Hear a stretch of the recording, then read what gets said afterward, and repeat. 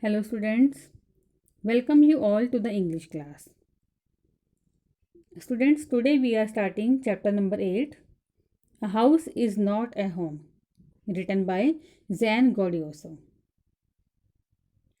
This story reflects the challenges of being a teenager and the problems of growing up. How does the author overcome his problems? Students, in this chapter, the author has described his own story, the story of his life, and this story reflects the challenges and the problems of the teenagers and how the teenagers overcome these problems. And also we will read here how the author overcomes his problems as a teenager. The story also highlights the difference between a house and a home.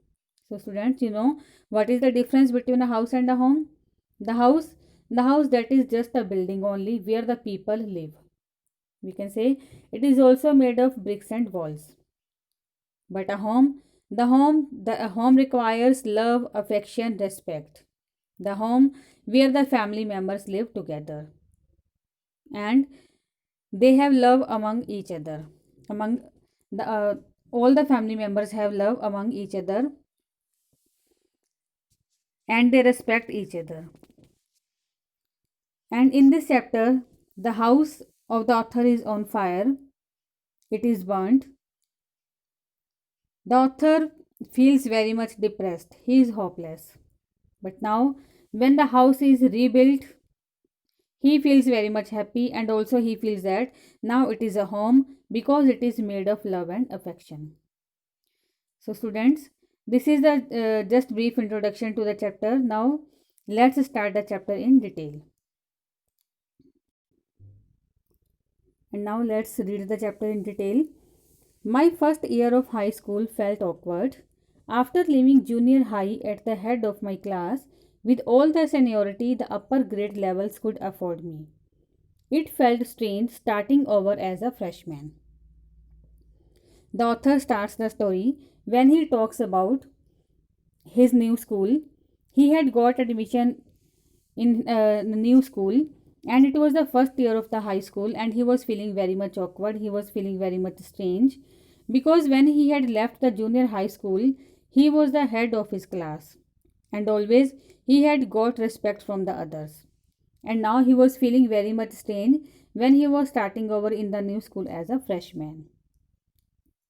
The school was twice as big as my old school, and to make matters worse, my closest friends were sent to a different high school. I felt very isolated. Also, he tells here about his school that his new school was bigger than the older one, and the worst thing was that his closest friends, his fast friends, were sent to the different high school. Means they had got admission in another school, and the author was feeling there isolated. He was feeling there lonely. He was alone in the new school. I missed my old teachers so much that I would go back and visit them.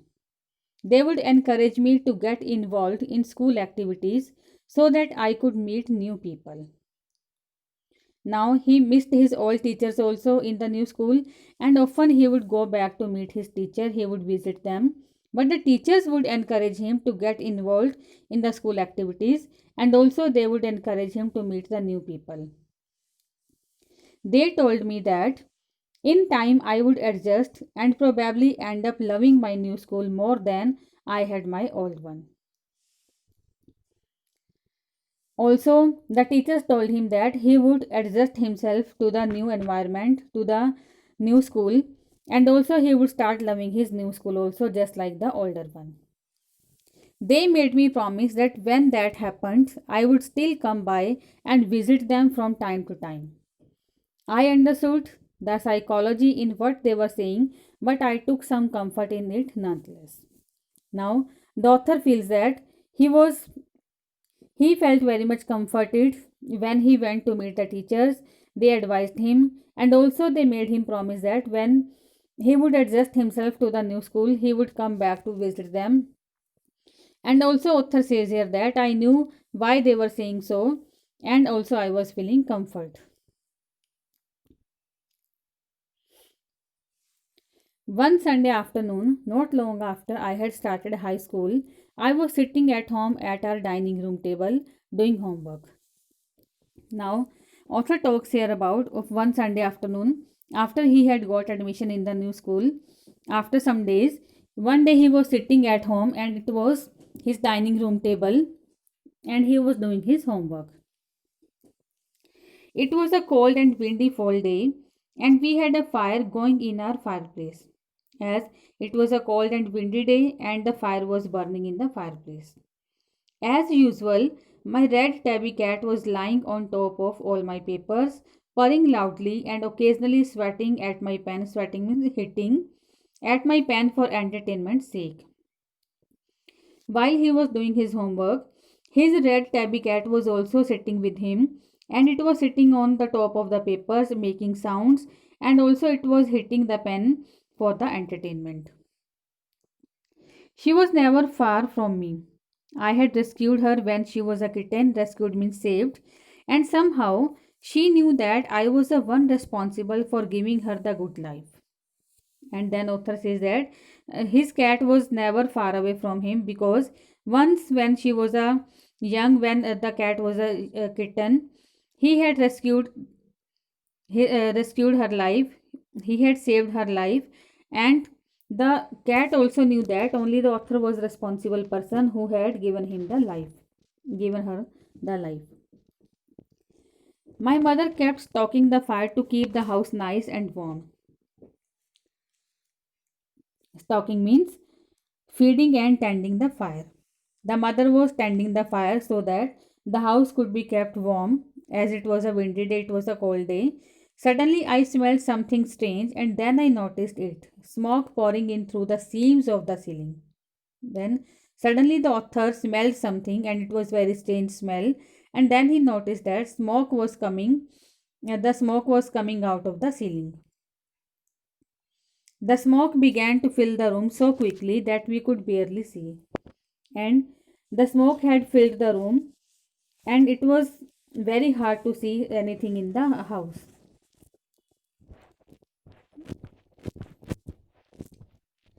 Groping our way to the front door, groping means to search blindly because nothing was possible to see, nothing was visible in the house, in the room, and anyhow they found the door, they found the front door. We all ran out into the front yard. All the family members ran out into the front yard.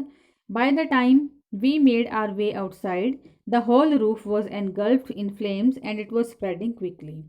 As soon as the author and his mother came out of the house, they saw that the roof was engulfed in flames and it was spreading very quickly. I ran to the neighbors to call the fire department while I watched my mother run back into the house. Now, the author ran to the neighbors and he told them to call the department, and at the same time he saw that his mother ran back into the house. My mother then ran out of the house carrying a small metal box full of important documents. Author's mother had run inside the house because some important documents were inside the house, and then she came out carrying a small metal box that was full of important documents.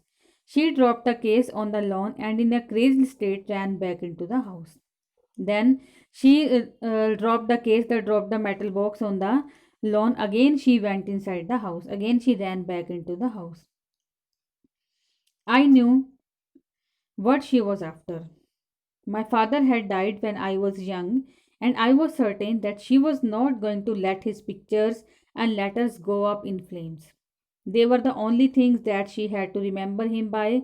Still, I screamed at her, Mom, no.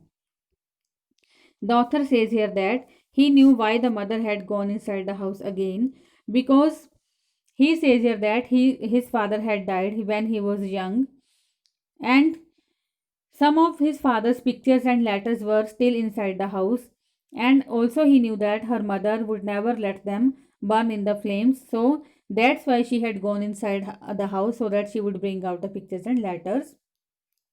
And these were the only things they had to remember his father. But still, the author screamed at her, he cried, and he was calling his mother, "Mom, no, don't go inside." I was about to run after her when I felt a large hand hold me back. It was a fireman. Now the author was also going back to his mother, but at the same time he was hauled by a fireman. I hadn't even noticed that the street had already filled with fire trucks. But the fire trucks had already come in the street. I was trying to free myself from his grasp, yelling, "You don't understand, my mother's in there." The author was trying to escape, trying to free himself from the grasp of the fireman, and also he was yelling, he was crying that he is not understanding his mother was inside the house. He held on to me while other firefighters ran into the house. He knew that I wasn't acting very logically, and that if he were to let go, I would run. He was right. But the fireman didn't. The fireman kept on holding the author. He didn't leave him. But at the same time, the other firefighters they ran into the house because they were going to save the house as the house was burning. And also the author says that if the fireman had would have left me, then I would surely have gone inside the house, and I would have run inside the house. And he was right then. "It's all right. They'll get her," he said. The fireman said that they means here the other firefighters will surely save your mother. He wrapped a blanket around me and sat me down in our car. Then the fireman wrapped a blanket around the author and he made him sit inside the car. Soon after that, a fireman emerged from our house. Emerged means came out. A fireman came out from our house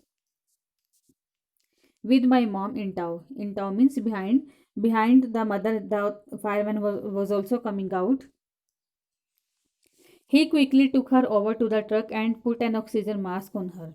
Then the fireman took his mother over to the truck and put an oxygen mask on her. I ran over and hugged her. All those times I ever argued with her and hated her vanished at the thought of losing her. Now, the author was feeling very much affection with the mother. He hugged his mother, and also he was feeling that what would have happened if he would have lost his mother in the fire. "She's going to be okay," said the fireman. "She just inhaled a little smoke." But the fireman said that he assured him that his mother was okay now. She had just inhaled a little smoke, and now she was out of danger. And then he ran back to fight the fire while my mother and I sat there dazed. I remember watching my house burn down and thinking that there was nothing I could do about it. Now, the author says that he ran when the fireman ran back to fight the fire. He and his mother were still sitting there. They were watching the house burning, and also they were thinking that they were not able to do anything. 5 hours later, the fire was finally out. After five hours, the fire was put out. Our house was almost completely burned down. The house was totally burned down, it was destroyed, it was ruined. But then it struck me. Suddenly, something hit to the mind of the author. I hadn't seen my cat. As he had not seen his cat, his favorite cat, where was my cat? Much to my horror, I realized that she was nowhere to be found. Now, he was very much afraid, he was in horror. He was realizing that he had not seen his cat anywhere. He was not able to find his cat. Then all at once it hit me, the new school, the fire, my cat. I broke down in tears and cried and cried. I was suffering loss big time. Now he was feeling that it was really a very much horrible time. He was suffering loss as he had lost his new school, his old school. He was in the new school. The house was on fire. Even his favorite cat was also missing. Now the author was in tears and he was crying and crying. The fireman wouldn't let us go back into the house that night. It was still too dangerous. Dead or alive, I couldn't imagine living without knowing about my cat. Now, the fireman didn't give them permission to go inside the house because it was very much dangerous. The house was burnt. It was destroyed. But author wanted to know about his cat. He wanted to know whether it is dead or alive. Regardless, I had to go. He didn't want to leave the house, but he had to go without his cat. We piled into the car with just the clothes on our backs and a few of the fireman's blankets and made our way to my grandparents' house to spend the night. And now, author and his wife had to spend the night in his grandparents' house, and they had no clothes. They had only the clothes they were wearing, and also they had a few blankets that firemen had given them. The next day, Monday, I went to the school. When the fire broke out, I was still wearing the dress I had worn to church that morning, but I had no shoes. Now, the next day, Monday, the author went to the school, but he was wearing the same dress that he was wearing when the house was on fire. And also, he had worn the same dress when he had gone to the church that morning. But I had no shoes. I had kicked them off when I was doing my homework. They became yet another casualty of the fire. But he had no shoes as he had kicked them off when he was doing his homework, and also the shoes also had burnt in the fire. So I had to borrow some tennis shoes from my aunt. So that's why the author borrowed some tennis shoes from his aunt. Why couldn't I just stay home from school? My mother wouldn't hear of it, but I was totally embarrassed by everything. But the author wanted to stay back home, but his mother wouldn't hear about it. They didn't give him permission, and the author was feeling very much embarrassed. He was feeling very much shameful. The clothes I was wearing looked weird because the clothes were dirty that he was wearing the same clothes that he had worn one day before, and they were looking very much weird, very much strange. I had no books or homework, and my backpack was gone as he had gone to school, but he had gone without books. He had not done any homework, and he was without his backpack. I had my life in that backpack. The more I tried to fit in, the worse it got. And now he was feeling that his life was in that backpack that was burnt in the fire. And also he was feeling that more he tried to fit in that backpack, the worse it got. Means whatever he was thinking about the house, he was feeling very much bad about it. Was I destined to be an outcast and a geek all my life? Outcast means a person who is rejected by society.